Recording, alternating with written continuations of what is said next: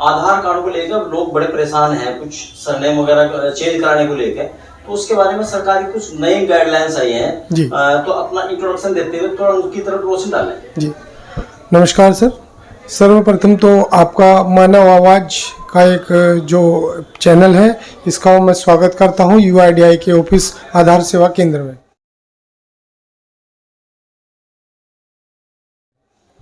Sir देखिए, हमारा UIDAI का जो ये आधार सेवा केंद्र है ये एक मंडल स्तरीय दफ्तर है, यानी सहारनपुर, मुजफ्फरनगर और शामली का एक सेंट्रलाइज दफ्तर ये UIDAI का होता है।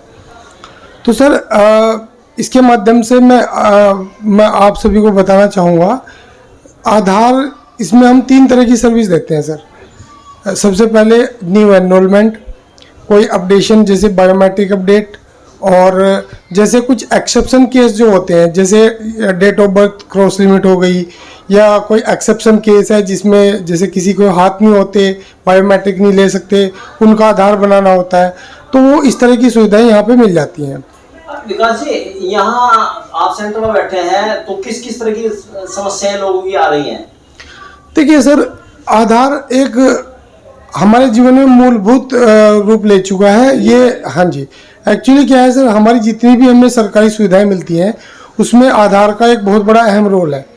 जैसे आपको कोई छात्रवृत्ति लेनी होती है, या फिर आप किसी भी सरकारी योजना का लाभ लेते हैं, तो उसमें आधार अनिवार्य होता है। आज मैंडेटरी हो गया। जी जी, बिल्कुल मैंडेटरी हो गया जी। अच्छा, कुछ सरनेम चेंज को लेकर कुछ समस्याएं आ रही हैं कि गजट में निकलाना पड़ेगा, इस तरह ये क्या नए रूल्स आए हैं सरकार के? देखिए सर, अभी सरकार की कुछ नई गाइडलाइन आई है जिसके बारे में आपको थोड़ा सा बताना चाहूँगा। फॉर एग्जाम्पल, जैसे आपने अभी बताया कि नाम चेंज के लिए, अगर हम नाम के 2 हिस्से होते हैं सर, एक फर्स्ट नेम होता है प्राइमरी नेम, एक होता है सरनेम। यदि हम सरनेम में कोई चेंज कराना चाहते हैं, जैसे सरनेम होता है, तो उसके लिए तो आप कोई भी अपना POI यानी प्रूफ ऑफ आइडेंटिटी, जिसमें पैन कार्ड होता है, आपका ड्राइविंग लाइसेंस होता है, आपका कास्ट या डोमिसाइल सर्टिफिकेट भी हो सकता है, या फिर कोई गवर्नमेंट ID कार्ड भी जो फोटो वाला होता है वो भी चल जाता है। उससे आप अपने सरनेम को आधार में लाइफ में 2 बार चेंज करा सकते हैं। लेकिन यदि आपको अपना फर्स्ट नेम या कंप्लीट नेम चेंज कराना होता है तो इसके लिए सरकार ने एक नया गाइडलाइन जारी करी है। उसके तहत सबसे पहले आपको एक एफिडेविट बनवाना होता है जिसमें आपका पुराना नाम और नया नाम होता है कि मैं ये नाम से ये नाम जो है बनवाना चाह रहा हूँ, ये करवाना चाह रहा हूँ। उसके बाद उसको फिर न्यूज़पेपर में एक हिंदी और इंग्लिश में पब्लिश कराना होता है। आफ्टर दैट इसमें आपको फिर एक भारत सरकार का जो राजपत्र होता है उसमें ये प्रकाशित करवा के उसकी प्रति लेकर के आधार सेवा केंद्र आना पड़ता है। उसके बाद आपका कंप्लीट नाम चेंज हो जाता है। विकास जी, न्यू बोर्न चाइल्ड जो होता है जी सर, उसका किस उम्र से आप आधार कार्ड बना रहे हो, या फिर उसकी क्या क्या फॉर्मेलिटियां हैं? जी सर, देखिए सर, जो हमारे पास न्यू बोर्न बेबी होते हैं, जो उनके लिए हमारे पास 2 तरह के विकल्प होते हैं। एक तो आप हॉस्पिटल वाली जो स्लिप होती है जिसे हम डिस्चार्ज स्लिप बोलते हैं, उससे भी एक न्यू एनरोलमेंट आप करा सकते हैं। और दूसरा होता है सर उनका बर्थ सर्टिफिकेट। इसमें कोई भी एज का रिस्ट्रिक्शन हमें नहीं रखा गया है।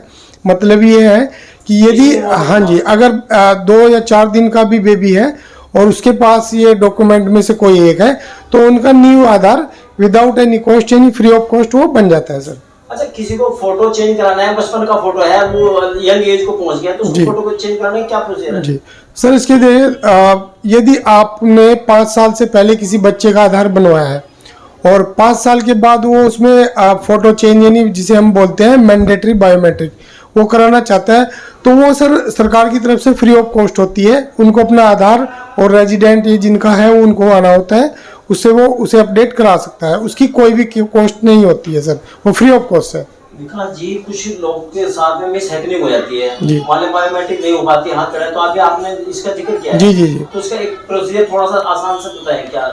देखिए सर, हमारे पास जो ऑपरेटर होते हैं उनमें कुछ ऑपरेटर सुपरवाइजर होते हैं जिनको हम सुपरवाइजर बोलते हैं। उनको ये राइट होता है कि यदि आपका कोई इस तरह का केस है जिसमें हाथ की उंगलियां कटी हुई हैं या फिर हाथ ही नहीं है, तो ऐसे लोगों का हम सिर्फ आइरिस लेके और उसे एक्सेप्शन में करके उनका एनरोल कर देते हैं सर, वो हो जाता है सर हमारे यहाँ से। अच्छा विकास जी, कुछ लोग जैसे मान लिया ट्रांसफर होकर आते हैं जी, सुबोध ग्रोह कहीं और रहता था, जी, जी। अब यहाँ के रहने लगा, तो आधार उसका यहाँ कुछ अगर करेक्शन कराना चाहे एड्रेस वगैरह, तो उसकी क्या प्रक्रिया है?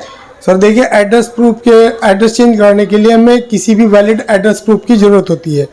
एड्रेस प्रूफ में आपका पासपोर्ट हो सकता है, वोटर आईडी हो सकती है, राशन कार्ड हो सकता है, डिसेबिलिटी कार्ड हो सकती है, डोमिसाइल सर्टिफिकेट हो सकता है, या फिर हमारा एक UIDI फॉर्मेट होता है, उस पर आप अपना फ़ोटो लगाएंगे, रिसेंटली पासपोर्ट साइज का फ़ोटो, नाम डिटेल और आपका जो नया एड्रेस है वो आप उसमें फिल करेंगे, और आपके जो रिस्पेक्टिव आपके म्यूनसिपल काउंसलर, जिसे हम पार्षद बोलते हैं, या फिर आप किसी गांव में रहते हैं तो प्रधान होते हैं, उनसे आप उसे टेस्टेड करा के ले आएंगे, तो उससे भी आपका एड्रेस इजीली अपडेट हो जाता है सर।